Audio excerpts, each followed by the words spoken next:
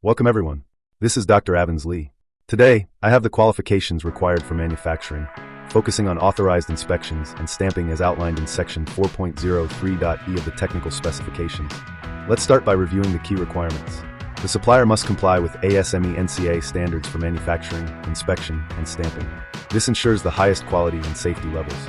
It's mandatory to provide a valid ASME/N certificate of authorization before any material procurement or fabrication begins. Sub-supplier certificates are acceptable, but only if those sub-suppliers are listed on the supplier's approved vendor list. This process aligns with the supplier's quality assurance program.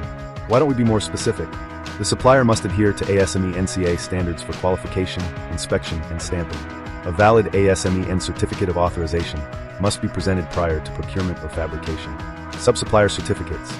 These are valid only if the sub-supplier is registered in the approved vendor list as per the supplier's quality assurance program. This structured approach ensures all processes meet regulatory standards and maintain quality throughout.